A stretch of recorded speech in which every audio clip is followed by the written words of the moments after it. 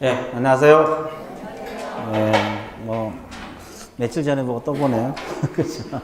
시간표가 바뀐 거는. 자, 오늘 몇 페이지입니까? 133페이지. 자, 개공 의무가 나와 있어요. 개공 의무. 그렇죠? 개업공인중개사 의무. 이제 이걸 줄여서 이제 개공인데, 개공이 누구라 그랬어요? 개업공. 개설 등록을 한 사람, 중개업소 사장, 예, 이걸 개업공인중개사란 말을 써요. 그래서 이제 개공 의무가 가장 먼저 나온 것이 기본 윤리가 나와요. 기본 윤리 파트가 나와 있는데, 이 윤리가 크게 거기 세 가지가 나와 있을 거예요. 뭐라고 나왔습니까요? 품위유지, 신의성실, 공정중개 의무 나와 있죠? 네. 그래서 품위유지 의무가 있고, 그 다음에 신의성실 의무가 있어요. 신의성실 의무, 그리고 공정중개 의무가 있어요. 그리고 이제 비밀준수 의무도 있습니다. 이것도 이제 기본 윤리 파트로 들어가는데, 자, 이게 세 가지를 놓고 공부를 해야 돼요. 그럼 이제 개업공인중개사는 품위를 유지하라 이렇게 나왔어요. 그럼 품위 유지는 어떻게 하는 것이 품위 유지라고 생각하겠어요? 한번 생각을 해봐요. 어떻게 하는 게 품위 유지일까요? 당첨되었습니다. 말을 조심히 하라? 말 조심하고 또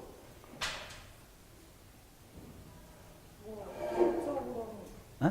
외적인 모양 이런 것도 깔끔하게 하고 네. 쓰리파 끊지 않고 네. 술 먹고 비틀거리지 말고 좋았어요. 뭐 이걸 구체적으로 어떻게 한다는 것은 우리 법에 규정되고 있질 않아요. 선언적인 거고 하여튼 품위 유지하라는 의무가 있어요. 그리고 이제 신의성실하라 이거 마찬가지. 공정중개라는 것은 어느 한쪽에만 치우치지 말고, 그러니까 우리가 의뢰가 들어오면 팔려고 의뢰가 들어올 수도 있잖아요. 개업공인에서 매도 의뢰인 의뢰받아서 그 사람 이익뿐만 아니라 상대방 이익도 고려해서 매수할 사람 이익도 고려해서 공정하게 중개하라 이 말이에요. 그래서 뭐 여기서는 내용 가지고 출제할 게 없어 사실은. 그러니까 여기는 뭐 말하면 되냐, 누가 준수를 해야 되느냐 이렇게 말하고 있으면 돼요. 이 세 가지는 누가 준수를 해야 되냐, 개업공인중개사가 준수를 해야 돼요. 그러면 또 소속공인중개사는 누구라 그랬어요? 자격증 갖고 취업한 사람이죠. 이분도 준수를 해야 돼요. 근데 자격증 없이 취업한 사람을 누구라 그랬어요? 중개보조원. 기억납니까? 그러면 중개보조원은 준수 의무가 있다, 없다? 없어요. 그죠? 이건 중개보조원은 준수 의무가 없어요. 그러면 개업공인중개사하고 누구만? 소속공인중개사만 준수 의무가 있다. 그러니까 중개보조원은 술 먹고 비틀거려도 된다는 거죠. 간단하게 표현해서. 그러니까 역시 여러분들 그 비틀거리고 싶으면 지금 해, 지금. 이제 소공으로 가면은 자격증 가지고 취업한 사람은 소공이잖아요. 이건 품위 유지 의무가 있어요. 보조는 없습니다. 이제 이것만 알고 있으면 돼요. 여기서 뭐 크게 내용 가지고 출제할 건 없어요. 됐어요? 예. 그 다음에 또 하나 우리가 알아둘 것이 비밀 준수 의무가 있어요. 비밀 준수. 자, 비밀 준수 의무는, 자, 칠판 봐보세요. 갑이라는 사람이 건축물 하나 가지고 있어요. 그래서 의뢰가 들어옵니다. 개업공인중개사에게. 중개 좀 해주세요. 의뢰가 들어와요. 그러면 이 개업공인중개사는 이 매물, 건축물에 대해 조사해야 돼, 안 해야 돼? 소재지, 면적, 구조, 또 이 사람의 또 현장에도 가봐야 되고, 그러다 보면 이 사람 재산 상태를 다 알게 돼요. 그걸 공공연하게 누설을 해버리면 의뢰인들이 피해를 볼 수 있어, 없어요? 있어요. 그래서 이제 우리 법에서 비밀 준수 의무를 규정을 하고 있어요. 그럼 비밀 준수 의무는 몇 가지만 정리해 드릴게요. 누가 준수를 해야 되느냐 이 말이죠. 누가 준수를 해야 될게요? 준수 의무자. 개공이겠죠. 그럼 소공은 해야 되겠죠? 중개보조원은 해야 될 것 같아요? 저기는 없는데 이 비밀 누설은 하지 말라? 보존도? 예, 하지 말라는 거예요. 그래서 여기는 개공 등이란 말을 써요. 이 등 속에는 뭐가 들어있냐면 개공, 소공, 보조원, 임원사원 다 들어가요. 그래서 앞으로 우리 과목에서 개공 등 그러면 소속 공인중개사, 중개보조원 다 들어간다는 거예요. 그러니까 저기 세 가지 의무는 보조원이 빠져. 근데 비밀준수 의무는 보조원도 들어가 안 들어가? 들어간다는 거. 이거 알고 있어요. 거기 책에도 도표에 나와 있을 거예요. 도표에 보면 개공 등이라고 나와 있어 안 나와 있어요? 그 말은 다 누구나 준수를 해야 된다. 그죠? 그 다음에 준수 시기 알아야 돼요. 언제까지 준수해야 될 것 같아요? 자, 객관식으로 내드릴게요. 1번, 그 계약 끝날 때까지만 준수하라. 2번, 중개업을 그만둘 때까지, 폐업하기 전까지. 3번, 죽을 때까지. 2번, 중개업 그만둘 때까지. 2번, 1번, 그 계약 끝날 때까지. 1번, 2번. 여기는? 3번? 아니? 그럼 몇 번? 1번, 1번. 여기는? 1번. 1번? 5번 하고 싶어? 5번은 내가 내지도 않았는데? 1번이요? 네, 틀렸어요. 그러면 이건 언제까지? 3번. 죽을 때까지. 영구히 준수해야 돼요. 죽을 때까지 준수해야 돼요. 왜 그러냐면, 그걸 안 하면 어떤 현상이 발생하는지 아세요? 비밀을 누설하고 싶어서 그냥 폐업을 할 수가 있어요. 누설하고 다시 등록하고. 자, 그래서 이제 이건 영구히 준수하라는 거지. 언제까지? 죽을 때까지. 이 죽을 때까지 준수해야 돼. 그러니까 여러분들 혹시 이제 비밀을 알게 되면 가슴에 안고 가야 돼. 중개를 하다 보면 한두 사람이 아니잖아요. 그 사람은 재산 상황이랄지 주변 이게 다 알게 돼요. 그 사람에 대해서, 그 의뢰인에 대해서. 그걸 이렇게 누설해버리면 이 의뢰인이 피해를 볼 수가 있거든요. 그래서 이제 죽을 때까지 준수하라. 그죠? 예. 준수. 시기는 영구히. 그렇죠? 예. 그리고 이제 거기 보면 여러분들 그 적은 글씨에 보면 뭐라고 표현했어요? 반의사 불벌죄란 말 들어보셨어요? 반의사 불벌죄란 말 들어보셨어요? 안 들었어요? 이거 죄의 종류예요. 죄의 종류 분류, 죄 분류할 때 뭐 친고죄란 말, 반의사 불벌죄 이렇게 분류가 되는 형법에서 그 죄 분류 방법 중에 하나인데 반의사 불벌죄라는 건 뭐냐면 일단 개공이 비밀을 누설을 했잖아요. 그러면 수사기관에서 처벌할 수가 있어요. 이 비밀 누설하면 제재가 1년 이하의 징역 1천만 원의 벌금이거든요. 징역 벌금 들어. 이건 뭐 등록 취소 업무정지 이런 게 아니고 징역 벌금 형사처벌을 받게 돼요. 그러니까 일단 이 사람이 비밀 누설했다 그러면 이 사람이 고발 들어가면 수사기관에서 징역 처벌할 수가 있어요. 그렇죠? 근데 이 피해자인 의뢰인이 수사기관에다가 이 개공을 처벌하지 말아주세요. 그러면 처벌할 수가 없어요. 처벌할 수가 없어요. 아무 말 없으면 처벌합니다. 근데 이 사람이 처벌하지 말아달라 그러면 처벌할 수 없는 범죄를 뭐라 해? 반의사불벌죄. 그대로 해석한 거예요. 피해자 의사에 반해서 죄를 벌할 수 없다. 이 뜻이거든요. 피해자 의사에 반해서 죄를 벌할 수 없다. 이걸 뭐라 그래요? 반의사불벌죄. 그죠? 그죠? 이걸 반의사불벌죄라 그래. 그래서 이제 우리 중개사법에서 반의사불벌죄는 이거 하나밖에 없어. 비밀준수. 다른 데는 나오질 않아.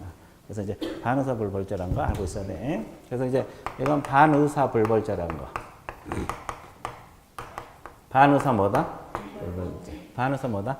불벌죄. 반의사불벌죄도 된다는 거 알고 있으면 좋아요. 개념 잡았어요? 자, 그래서 이제 그리고 징역 벌금 몇 년하고 몇 년?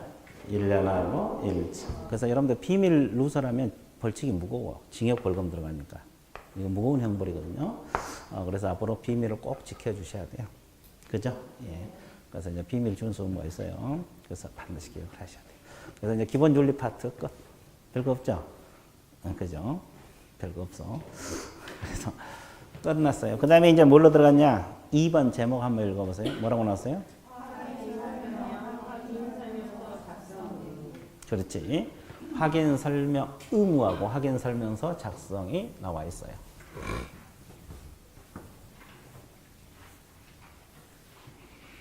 자, 잘 봐보세요. 그 도표로 뭐라고 나왔는데 뭐라고 많이 나와 있어요. 크게 볼 필요 없고. 자, 7번 봐보세요.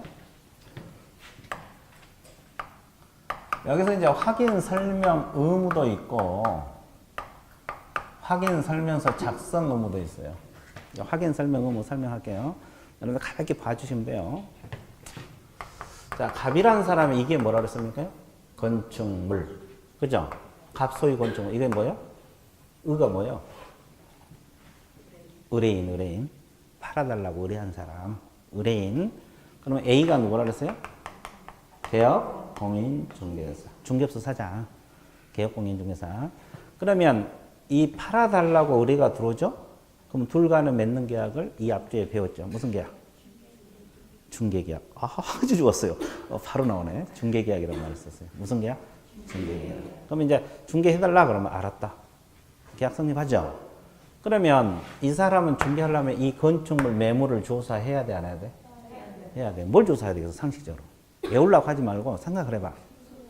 소재지, 면적, 건물 구조, 건축 연도 다 조사해야 돼, 안 해야 돼? 그리고 권리관계도 조사해야 돼, 안 해야 돼? 뭐 전세권이 설정되어 있는지, 저당 잡혀 있는지, 또 소유자가 누구인지 조사해야 되잖아요. 그죠? 그리고 이 지역이 개발 제한 구역에 위치하고 있는지, 토지거래 허가 구역에 위치하고 있는지도 다 조사해야 돼, 안 해야 돼? 이거 다 설명 들어가야 돼요. 그죠? 그리고 이 예정 금액도 조사해서 설명해야 돼. 이 금액이 어느 정도 될 건가. 그죠? 그리고 조세 관련 사항도 조사를 해야 되거든요. 취득 관련 조세만 조사합니다. 뭐 취득세랄지 지방교육세, 농어촌 특별세. 뭐 양도소득세 이런 건 조사 안 해요. 취득 관련 조세. 이런 세법 배우는지 알게 되는데 취득 관련 조세를 조사해서 또 설명을 해야 돼. 뭐 취득세율이 얼마 되는가, 세율. 그죠? 이런 거. 그래서 이제 이런 것을 조사해서 살 사람이 누구예요? 매수할 사람이죠? 을입니다. 이 사람에게 지금 조사한 내용을 설명을 해 줘야 돼. 이걸 무슨 설명? 확인 설명이란 말을 써요. 이게 확인 설명 의무가 그거예요. 소재지 면적 딱 조사해서 매수인이 알아야 되니까 이 사람이 설명할 의무. 그래서 이제 여러분들이 나중에 중개업할 때 이거 조사로 다녀야지. 그래서 보수를 받는 것이지 그냥 받는 게 아니에요. 그러면 설명할 의무가 존재한다는 거지. 의무. 이 사람이 의무죠. 근데 소속공인중개사도 계약서 쓸 수도 있고 설명할 수가 있어요. 소속공인중개사는 의무가 아니라 할 수 있어요. 해도 되고 안 해도 돼요. 이거는 의무로 하면 틀려버려요. 할 수 있다. 줄여서 가능. 그죠? 중개보조는 설명할 수 있겠어 없겠어? 이건 아예 못해. 이분들 보조 의무만 해. 커피, 현장 안내, 서류복사 이런 것만 하니까 아예 못하고 소공은 할 수도 있고 안 할 수도 있고 개공은 의무입니다. 그러면 설명하면은 이 사람이 이렇게 그래서 설명할 의무가 있어요. 그럼 설명할 때 그냥 하겠어요? 뭐 제시하면서 근거 자료를 제시하면서 설명해야 돼. 그럼 근거 자료란 게 뭐냐면 저 매물을 설명할 때 필요한 자료들이야. 그럼 아까 소재지 면적 설명하라 했죠? 그건 어디가 나올 것 같아요? 등기부도 나오지만 일반적으로 대장이가 나와요. 그러니까 건축물 대장. 건물이면 건축물 대장, 토지는 토지 대장. 이걸 보여주면서 설명해야 돼. 여기 이제 면적이 나오잖아요. 그럼 보여줘야지 이 사람이 진짜로 면적 100제곱미터라고 설명했는데 진짜로 맞는지 안 맞는지 확인해야 되니까. 보여주면서 설명하라. 그죠? 그럼 권리관계는 어디가 나와 있어요? 등기부에 나와요. 등기상 증명서. 등기상 증명서란 말을 써요. 등기상 증명서. 이걸 이제 과거 등기부 등본인데 요즘은 등기상 증명서 이렇게 표현을 해요.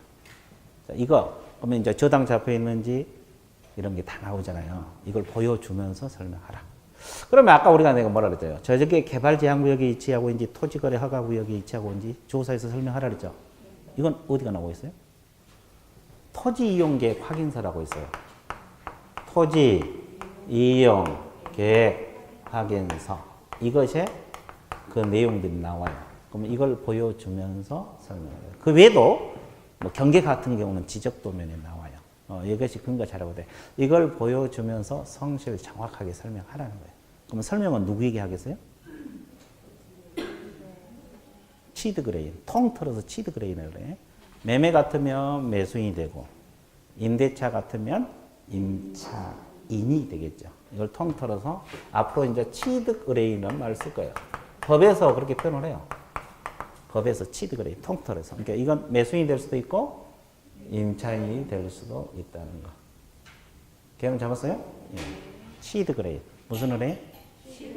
치드 그레인에게 근거 자료를 제시하면서 성실 정확하게 설명하라. 이게 바로 확인, 설명, 의무 관련 내용입니다. 개념 잡았어요? 그러면 하나만 더 할게요. 이 설명은 중개가 완성될 때 할까요? 완성되기 전? 전에 합니다. 중개 완성이란 말은 이걸 말해요. 거래계약 체계를 말해요. 이거 아까 우리가 이 앞에 거래계약이라고 배웠죠? 이걸 중개 완성, 중개가 끝났다 이 말이에요. 중개가 끝났다. 이걸 중개 완성. 뭐 거의 같은 개념이라고 생각하시면 돼요. 중개가 끝났다는 거요. 그러니까 중개 완성이란 말은 여러분 이제 앞으로 나오겠죠. 자주 나와요. 이것은 잔금 넘어갈 때가 아니에요. 계약 체결하면 개공할 일이 끝나는 거예요. 계약 체결, 계약서 쓰고 나면 잔금 넘어갈 때가 아니고, 그래서 이제 이런 걸 이제 대부분 중개 완성이라는 말을 써요. 이해됐어요? 이렇게 설명하는 것은 이거 하기 전에 미리 한다. 개념 잡았습니까? 예. 이게 이제 확인, 설명, 의무 관련 내용입니다. 그래서 책을 간단히 봐줄게요. 그 양가로 1번에 보면 확인, 설명, 의무 그래갖고 뭐라고 표현했어? 그 옆에? 중개 완성은 거래계약 체계라고 적어놓고 빠세요. 제목에 중개 완성 전이라고 있잖아요. 완성이라는 단어를 흔들리면 안 돼. 거래계약 체계라고 적어봐. 완성 밑에다가. 자, 그래서 이제 거래계약 체결하기 전에 설명이 들어간다는 거. 개념 잡았어요? 예. 그 다음에 또 하나. 그 내용을 한번 볼게요. 개업공인 중개사는 의뢰받는 경우 중개가 완성되기 전, 중개가 완성되기 전 또 한번 밑줄 보세요.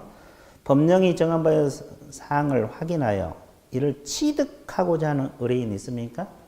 예, 취득하고자 하는 의뢰인 동그라미. 자, 설명하는 것은 이전 쪽에 한다는 겁니까? 취득한 쪽.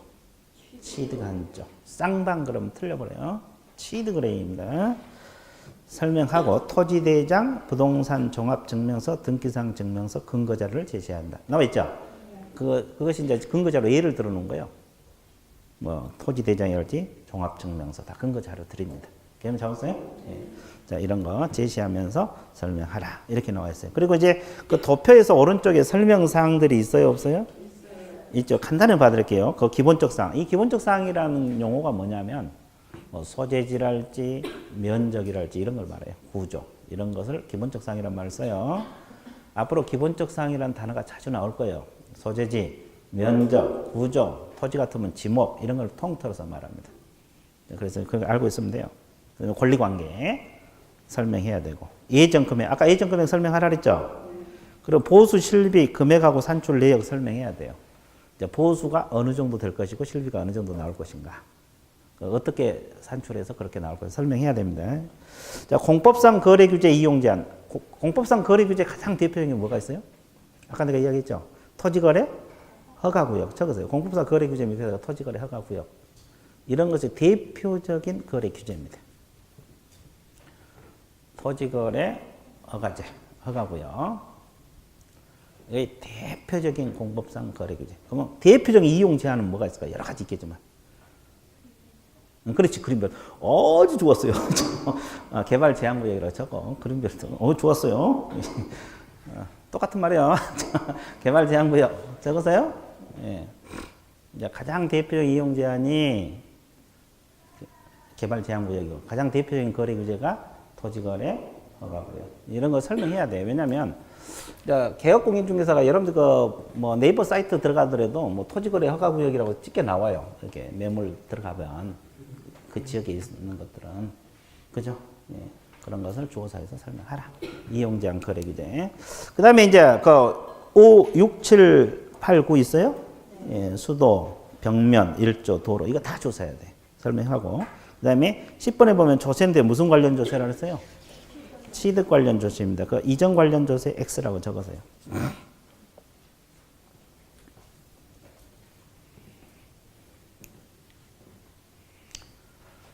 개념 잡았어요?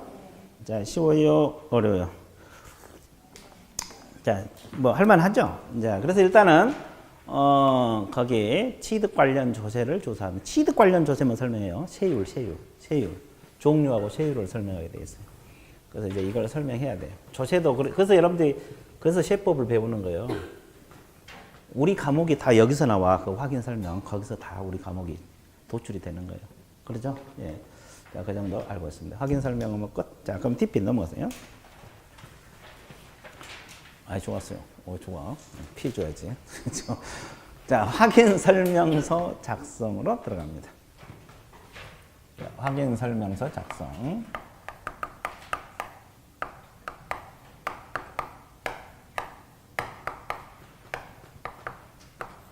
자, 이건 또 무슨 말이냐면, 자, 설명을 하고 이제 거래가 이루어지면 확인 설명서를 써줘야 돼. 들어봤어요? 확인 설명서? 들어봤어요? 네, 좋아요. 확인 설명서는 종류가 몇 가지 정도 있는지 아세요? 종류. 네 가지가 있어요. 네 가지. 주거용 건축물 확인 설명서, 비주거용 건축물 확인 설명서, 토지 확인 설명서, 임목, 광업재단, 공장재단 확인 설명서.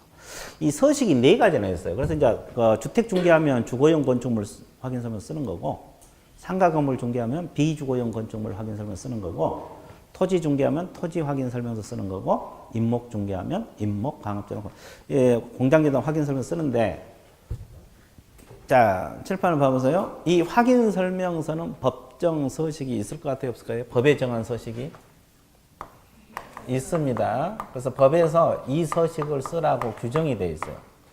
그래서 법정 서식만 써야 돼. 다른 서식을 쓰면 안 돼. 아무 서식이나 쓰면 안 돼. 그래서 법에 규정된 서식을 쓰게 돼 있어요. 그게 네 가지가 있다고. 네 가지 종류 중에서 이제 뭐 주택 중개 쓰면 주거용을 쓰는 거지. 그러죠? 예. 그래서 이제 이 서식이 네 가지가 있어요.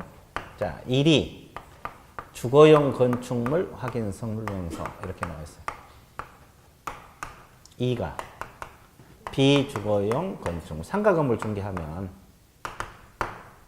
3이 토지 확인 설명서라고 있어요.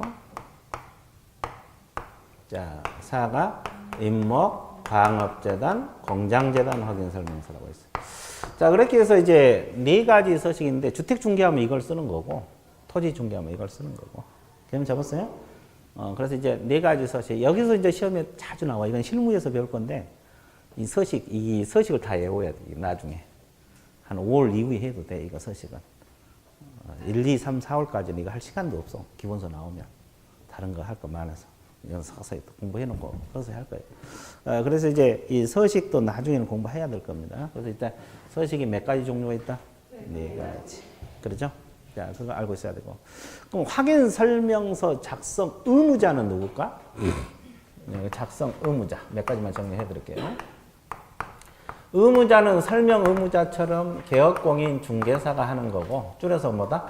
개공. 작성할 수 있는 자는 서공. 똑같아요. 저거 설명하는 거하고, 작성하고, 가능자, 서공. 그렇죠? 근데 이 확인 설명서는 이제 몇 부 정도 써야 되느냐? 몇 부 작성할 것 같아요? 세 부? 세 부? 네, 세 부입니다. 그러면 정확하게 말하면 세 부 이상이 되는데, 세 부요. 그럼 왜 세 부가 되겠어요? 애우지 말고. 저죠? 매도인 하나, 매수인 하나, 개공이 하나에 보존을 해야 돼, 보존. 보존을 해야 됩니다. 그래서 쌍방 주고, 한 분은 보존하는데 3년간 개공이 보존을 하게 되어 있어요. 보존은 누가 해요? 개업공이에요. 서공은 보존은 뭐가 없어요. 사장이 하는 거예요. 그래서 이제 세부 작성에서 3년 보존을 하게 되어 있어요. 그렇죠? 그러면 아까 우리가 설명은 중개가 완성 시 한다 그랬어요? 완성되기 전에 한다 그랬어요? 전. 이건 언제 하는지 아세요? 응? 응? 완성 후라고 나와 있죠, 책에? 예, 완성 시라고 적으세요. 완성 시.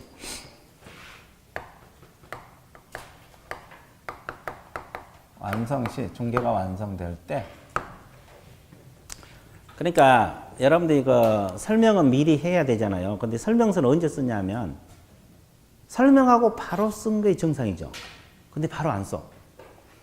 아니, 이 설명서란 걸 자기가 설명했던 내용을 서면화 시킨 거거든요. 그럼 설명하고 바로 써야 정상이잖아요. 근데 바로 안 쓴다고. 완성시 쓴다고. 왜 완성시 쓸까? 계약서 쓸 때 같이 쓴다고. 그래서 계약서 쓸 때, 매매 계약서 쓸 때, 거래 계약서 쓸 때 같이 쓴다고 제가. 왜 그래요? 왜? 계약이 안 이루어질 수 있잖아요. 여러분들 이거 다 설명했다고 해서 이거 무조건 계약이 이루어져? 계약이 안 이루어질 수도 있고, 또 중간에 계약 내용이 바뀔 수도 있어, 없어? 여러 가지 이유 때문에 설명서는 완성 시 계약서 쓸 때 같이 쓰는 거예요. 그래가지고 주게 되는 거지. 일반 교부한다 그랬어요. 쌍방. 그리고 한 번은 보관하는데 몇 년? 3년. 자, 이런 과정을 거치게 된다는 거지. 그리고 법정 서식이 있다는 거. 괜찮았어요? 예. 그럼 나왔어요. 자, 밑줄 그어드릴게요.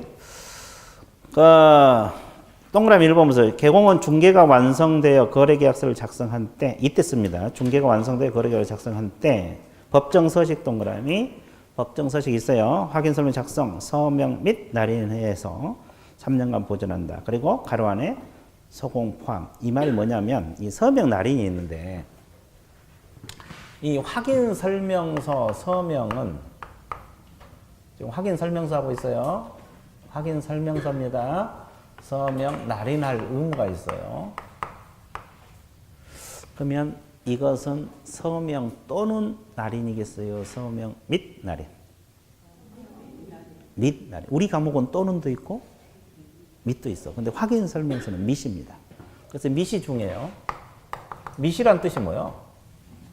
둘 다. 서명도 하고 날인. 둘 다 하는 걸 말해요. 또는은 둘 중 하나.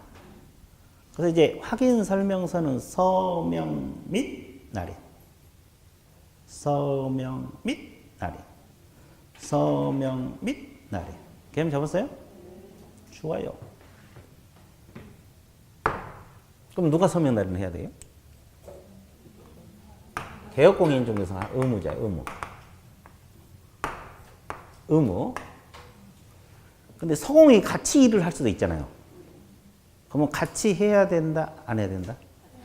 이게 이제 같이 함께란 뜻이에요. 이게 플러스가 함께란 뜻인데, 소속 공인 중개에서도 함께 서명 및 날인 하여야 한다겠어요? 할 수 있을 것 같아요.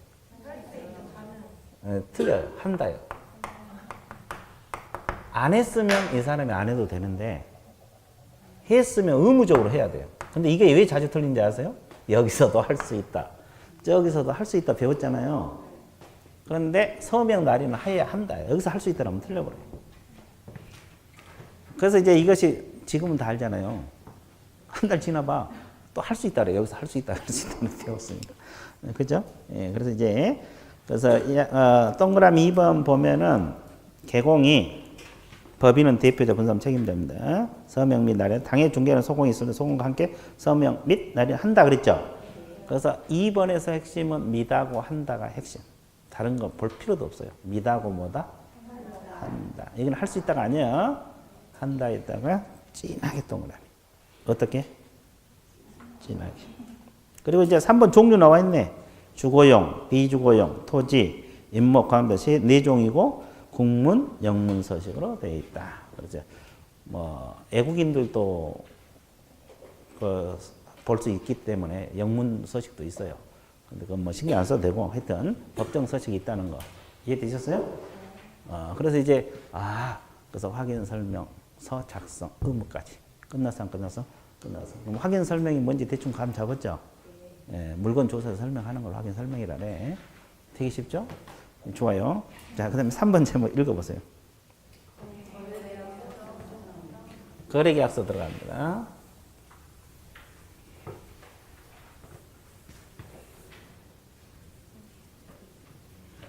이거예요. 거래계약서. 그럼 거래계약이라는 것은 이 앞주에도 이야기했지만 누구하고 맺는 계약을 거래계약이라고 했어요?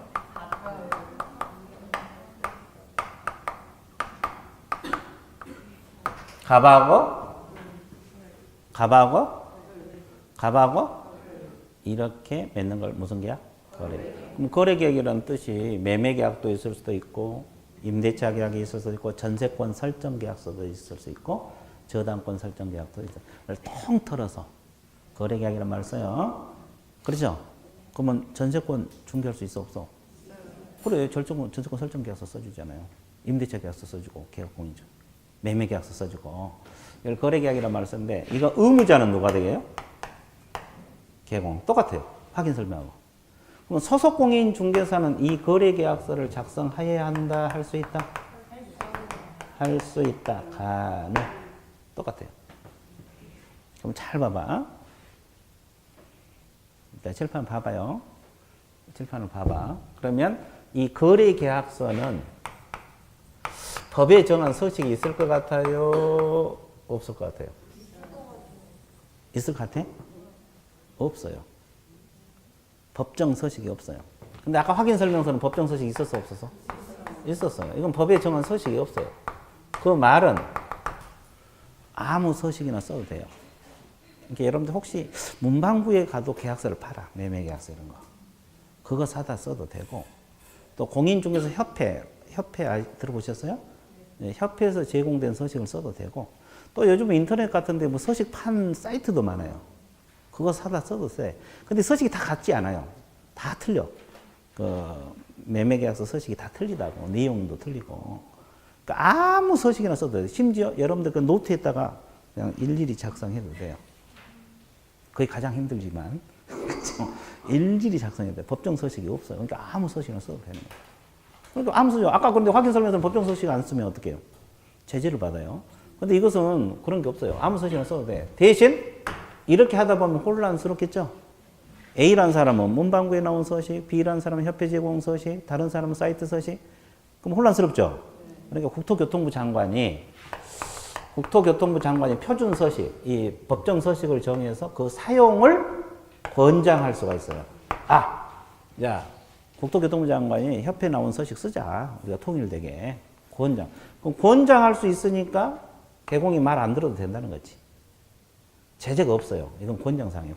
권장사항이지 의무사항은 아니기 때문에 전혀 관계가 없어요. 그렇죠? 그러면 이 거래계약서는 몇 부 정도 작성해야 될 것 같아요. 이렇게 탕창. 네. 2부? 왜 2부요? 거래계약서. 아까 확인 설명 세 부인데. 이것도 세 부지. 왜 그래요? 매도인 하나 줘야 돼, 안 줘야 돼? 매수인 하나 줘야 되죠. 개공이 보관해야 돼. 그러니까 세부 작성을 해요. 세부 작성을 해서 세부자는 다 쌍방교부예요. 그리고 한 분은 보관해야 되겠죠? 몇 년? 이건 5년? 5년 타네. 어떻게 5년 타네. 이건 5년 보관하게 됐어요. 아까 확인 설명서는? 3년. 이건?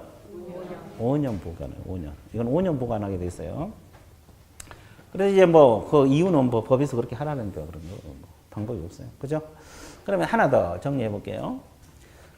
그럼 이 거래계약서를 쓸 때 거짓 기재하면 되겠어요? 안 되겠어요? 이중계약서 못 쓰게 됐어요. 다운계약서, 업계약서 못 쓰게 돼 있다. 이런 거. 자, 그래. 그러면 하나만 더 하고. 이 거래계약서는 서명 또는 날인이겠습니까? 및 날인이겠어요? 이것도 밋이요. 이것도 밋입니다. 밋이고, 아까 서명 날인은 저기서 누가 한다 그랬어요? 개공이 한다 그랬죠? 그러면 서공이 있으면 서공도 의무적으로 함께 하여야 한다, 할 수 있다? 한다니까. 서명 날인은 한다요. 서명 날인만큼은 서공이 의무적으로 해야 돼. 같이 해서 똑같아요. 저기하고. 그럼 여기서 줄게요. 아까도 얘기했지만 우리 과목에서는 밋도 있고 또는도 있다 그랬죠. 밋은 여기밖에 없어. 거래계약서 확인 설명서. 여기만 밋이야. 나머지 전부 또는이야. 공부하기도 편해. 확인 설명서하고 거래계약서만 서명 및 날인. 어디 있어? 여기 있네요. 거래계약서하고 확인 설명서만 서명 및 날인. 나머지 전부 또는. 예를 들어 볼게요. 우리가 이제 일반 중개계약서, 전속 중개계약서 안 배웠죠? 이 앞쪽에 일반 중개 전속 개념만 배웠지. 거기 다 또는입니다. 그런데 이 두 가지만 밋이다. 개념 잡았어요? 그 정도 알아두시면 돼요. 어이구. 계속 찍어도 돼. 참 요즘 편해. 지금 나는 찍지 마세요. 창피해. 그렇죠. 그렇죠. 자, 그러면 거기에 밑줄 그어드릴게요. 그 첫째적으로 개공은 중개된 후에 중개가 완성된 때 동그라미. 이것은 이제 거래계약 체결할 때 거래계약서 작성, 서명, 및 동그라미 나르나요. 거래 당사자 동그라미 쳐서 이게 쌍방이라는 뜻이에요. 우리 법에서는 쌍방이라는 표현을 쓰지 않아요. 거래 당사자 이렇게 표현합니다. 이게 쌍방이라는 뜻이에요. 교부하고 5년간 보관하고 법정 서식은 있다 그랬어요? 없다 그랬어요? 없다. 대신 국장이 권장사항입니다. 법정 서식을 정해서 그 사용을 권장할 수 있다. 그 사용을 권장할 수 있다. 그 사용을 권장할 수 있다. 개념 잡았어요? 예. 자, 그거 알고 있으면 좋습니다. 자, 그래서 이제 거래계약서 작성 의무, 매매계약서 작성 의무 정리 끝났죠? 예, 그래서 이제 끝. 자, 오른쪽 4번 제목 한번 읽어보세요. 뭐라고 나왔어요? 그렇지, 손해배상. 이제 손해배상 책임하고 보증 설정 의무가 나오고 있거든요.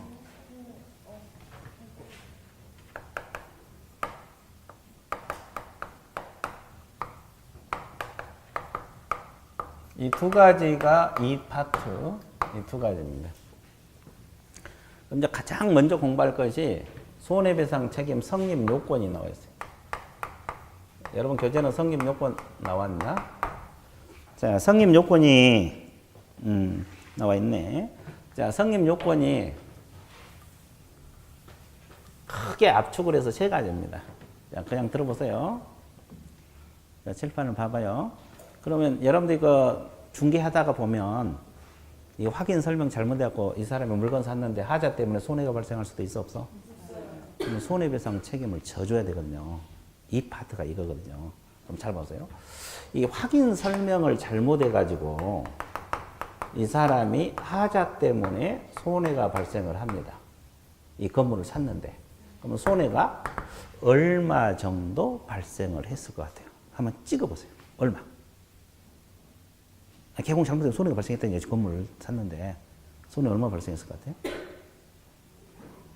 아니, 여기. 그렇지. 그래서 지금 1억 나왔어요, 여기는. 아, 좋아. 마스크 2명. 여기는. 어? 5천만 원. 좋았어요. 그냥 1억 2천을 할게요. 1억 2천만 원 발생했어요. 1억 2천이 발생할 수도 있죠. 그러면 개공은 손해배상을 져야 되거든요. 자기가 잘못했으면 얼마까지 져야 될 것 같아요? 1억까지? 왜 1억이란 말이 나와? 아, 보험 1억 들었으니까. 그러면 보험 넘어서면 안 줘, 그럼? 다 져야 돼. 개공은 손해 난 만큼 전액 다 져야 돼요. 그렇죠? 그러면, 근데 개업공이 돈이 없으면 이 사람이 배상받기 쉬워, 어려워? 어렵죠. 그래서 보험 들어가는 거예요. 예, 업무 보증에 보험 드는 거예요. 그럼 보증은 좀 이따 나중에 배우겠지만, 공인중개사인 개공은 1억을 보험 들어야 돼요. 법인은 2억 들어야 되고. 그죠? 그러면 일단 공인중개사인 개공은 1억 보험 들었는데, 그러면 이 보험회사를 상대로 1억을 청구해서 받아낼 수가 있겠죠? 보험회사에서 1억 2천 안 해줘. 보험 한도가 1억이니까. 그러면 1억까지 받아내서, 그럼 얼마 못 받았어요? 2천을 못 받은 거잖아요. 피해자는 어차피 돈을 다 받아야 되니까. 그럼 나머지 돈은 이제 개공에게 직접 청구해서 받아낼 수 있어요. 그죠? 그럼 보험회사에서 배상을 해줬잖아요. 그럼 보험회사는 얼마를 지금 보상했어요? 개공 때문에? 그러면 이렇게 갚으라고 구상권, 이 구상이라 그래요. 구상권이란 말을 써요. 구상권 행사할 수 있을 것 같아요? 없을 것 같아요? 보험이니까 없다. 여기도 없고, 여기는 기다려보고, 여기는 눈만 땡그랗게 떴고 있고. 구상권 행사할 수 있어요. 보험회사에서 직접 자기가 제공한 만큼 달라고 할 수가 있다고. 그럼 구상권을 행사할 수 있어요. 그러면 결국 개공은 다 져야 돼, 안 져야 돼? 결국 다 지는 결과가 되잖아요. 그죠? 이건 사후에 자기들끼리 문제고만. 그렇잖아요? 그래서 이제 이런 과정을 거치는 거예요. 우리가 보통 생각하는 보험하고 조금 틀리죠? 우리가 자동차 보험도 구상 안 들어오잖아요. 보험료 올라가지. 근데 이것은 보증만 해주는 거예요. 왜 그런지 아세요? 이것은 개공을 자신을 위한 보험이 아니라 이 사람들을 위한, 남을 위한 보험이야. 타인을 위한 보험이어서 이것은 구상이 들어오게 돼 있어요. 우리가 보통 생각하고 있는 보험하고 약간 차이가 있어요. 개념 잡았어요? 예, 구상권을 행사할 수 있다. 그러면 이제 갑자기 공부하기 싫어져. 왜? 아이고 배상이 이렇게 그렇죠. 그렇죠. 그러면 무조건 손해가 났다 해서 무조건 손해배상 지느냐? 그건 또 아니에요. 이 조건이 충족이 돼야 돼. 크게 분류해서 세 가지로 내가 압축을 해볼게요. 첫 번째가 뭐냐? 자, 개업공인 중개사의 중개 행위를 함에 있어서 고의나 과실이 있어야 됩니다. 여기까지. 그리고 이제 또 하나가 여기까지. 자기의 중개사무소입니다.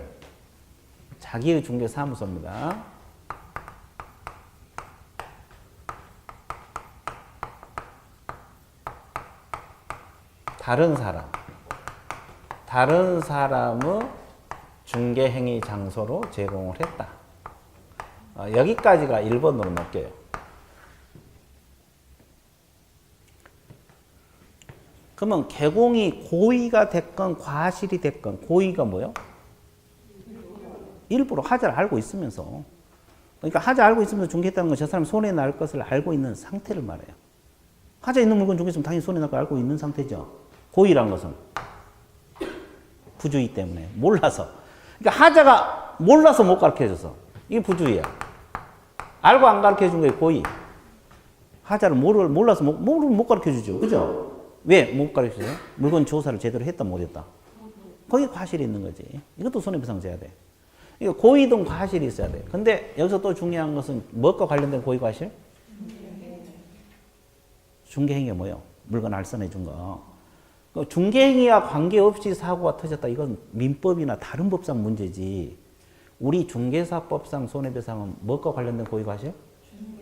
행위와 관련된 고의과실만이 손해배상을 져야 돼.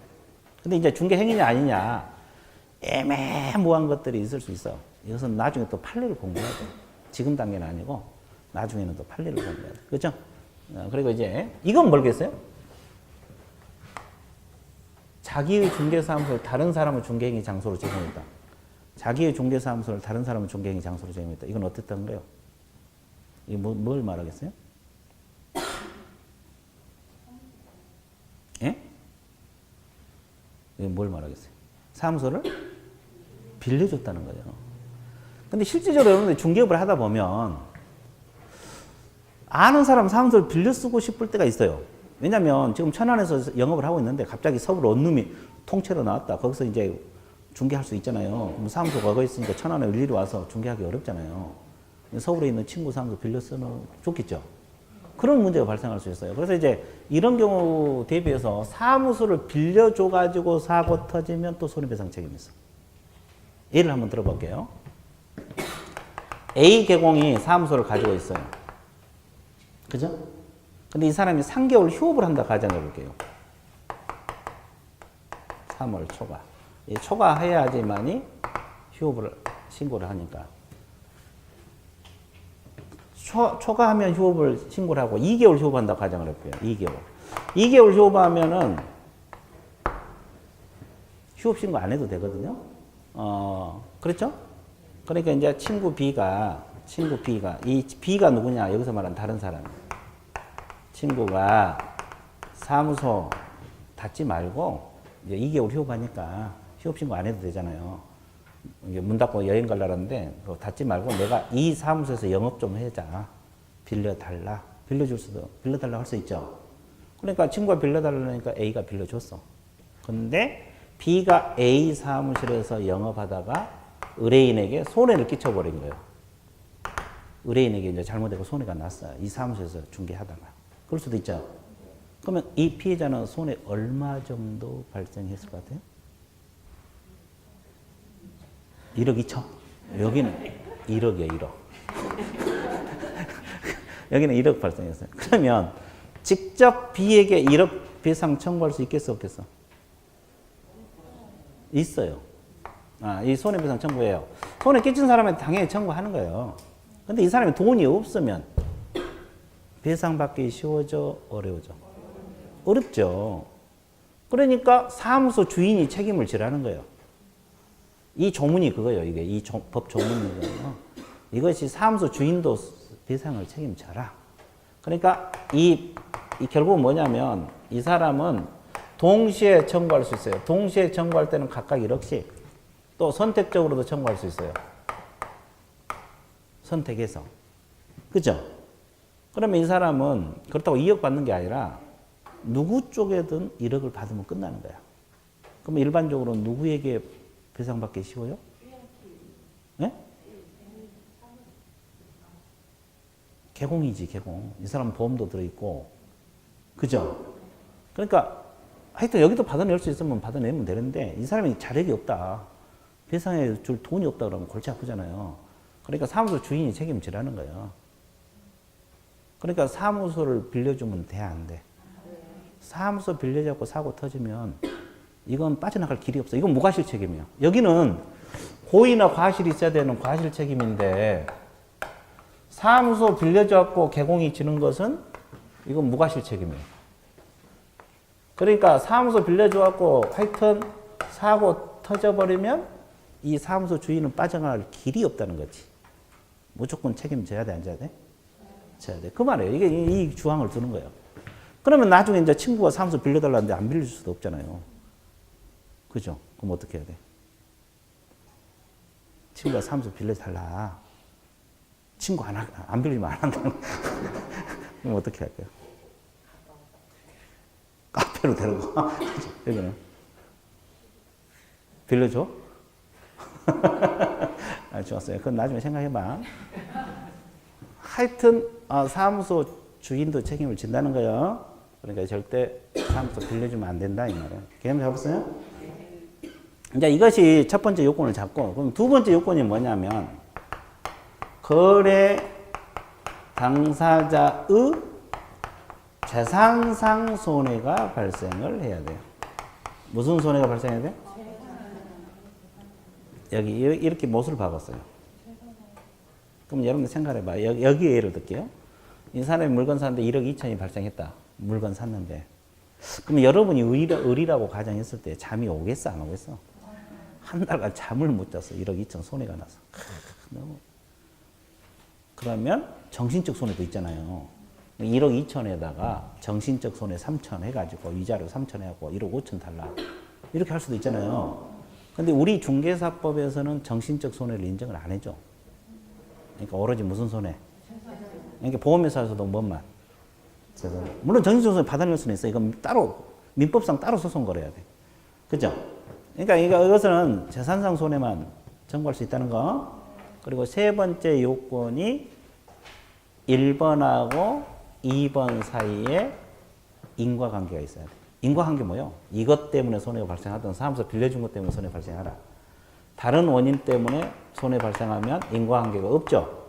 그래서 인과관계가 있어야만이 손해배상을 청구할 수 있다. 이게 이제 세 가지 요건이 충족이 돼야지 손해배상을 청구해서 받아낼 수가 있다, 없다? 있다, 이 말이에요. 원리가 그거예요. 자, 그래서 이제, 이런 걸 여러분들 염두해 주고, 우리 과목에서 이렇게 잘못하면 손해배상 진다는 것도 있다. 그리고 이제, 그걸 방지하기 위해서 보험을 들어야 된다. 그죠? 그래서 이제 보험 구체적인 건 나중에 하기로 하고, 보험 금액만 좀 봐드릴게요.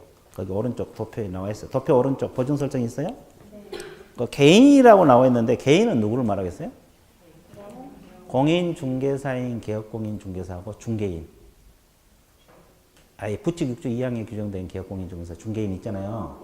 이분들을 통틀어서 개인을 말 써요. 개인 개공을 말하는데 얼마? 1억 원 이상. 다 이상이고 법인은 2억 원 이상. 법인 개공을 말해요. 그리고 그 특수법인 중에서 지역농협 있습니까? 1,000만 원. 그러면 나머지 특수법인은 얼마? 잘 모르겠죠? 그 지역농협 옆에다 적어. 나머지 특수법인들이 있거든요. 나머지 특수법인 이렇게 적으세요. 2억 원 이상이라고 적어. 나머지 특수법인은 2억 원 이상. 뭐 지역 산림조합이랄지 이거 다 2억 원 이상이에요. 그 분사함수는 얼마? 추가 설정. 법인 2억에다가 분사함수 하나 낼 때마다 얼마씩? 1억씩 추가 설정하라. 그죠? 원리가 그거예요. 그래서 금액 정도만 이번 파스 때 좀 알아두세요. 개념 잡았어요? 네, 그래서 이제 이런 과정을 거쳐서 손해배상 문제도 있구나. 손해배상 문제도 있구나. 개념 잡았어요? 네, 되게 쉽죠? 자, 그래서 이제 여기까지 쭉 하다 보니까 한 시간이 끝났어요. 그럼 어떻게 해야 돼? 쉬었다가 또 들어갈게요. 회식 갔습니다.